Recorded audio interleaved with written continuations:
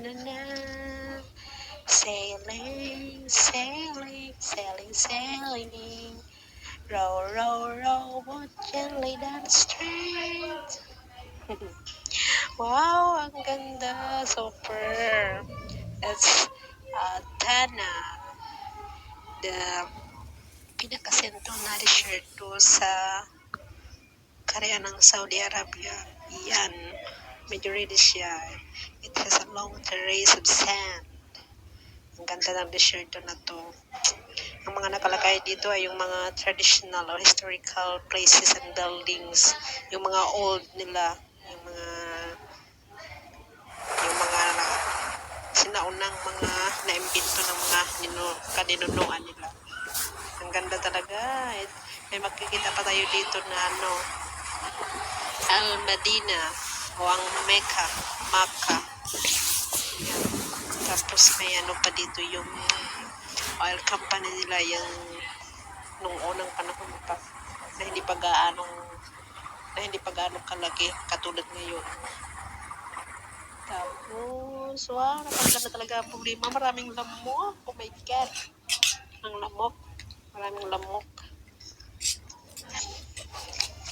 Okay, so, makikita din natin dito ang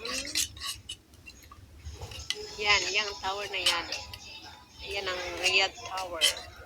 Noong unang panahon, mga 1960s, ano pa yan? Hindi yan, maliit lang talaga siya, hindi siya mataas na building. Pero ngayon, yung latest na yung ito na ngayon yung Riyadh Tower, mayroon siyang 16th floor.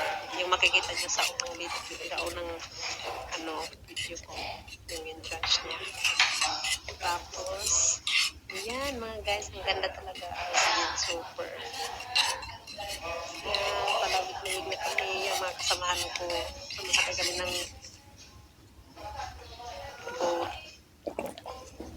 Yung boat na di gulong. Patakbo lang siya kasi nag-control.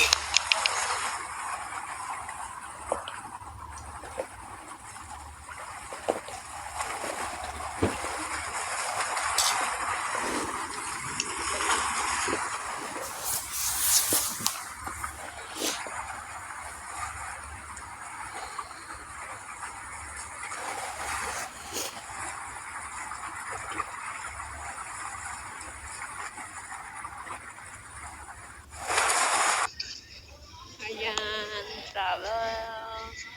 Lawig muna tayo sa man-made river dito sa Riyadh Park. Ang ganda talaga.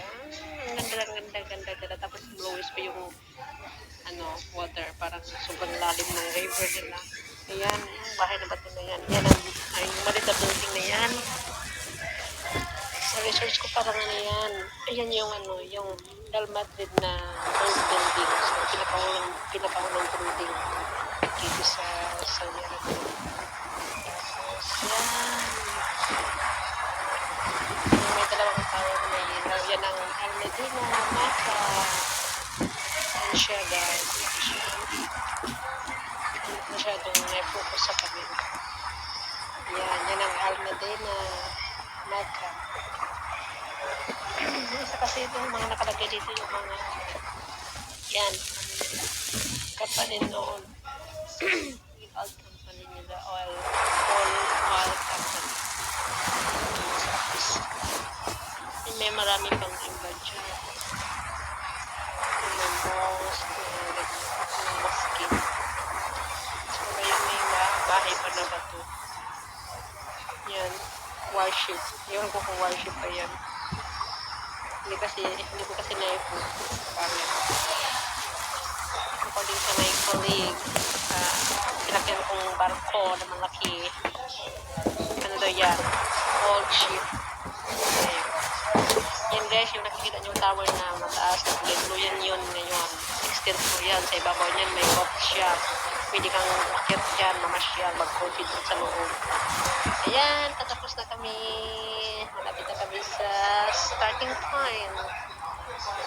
Kung aabot lang siya ng siguro mga 15 minutes sa paglibot sa Riyadh River man-made.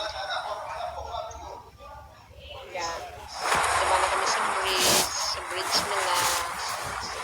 By the way, sa gitna pala ng island na yan, pwede ka rin sumakay ng train. Meron din doon. Mga pambata. Pwede rin sa mga malalaki. Ito na! Dito na kami. We're here at the starting point. Yan. Dito na. Ito na. Landing na ang barko. Landing. Lunggo ng barko. Dito na kami. Bye-bye. Ang ganda talaga. Sulit ang gala. Kahit malamok. Ang daming lamok na nakapaligid sa ulo mo. Pero nice. Super. Super nice.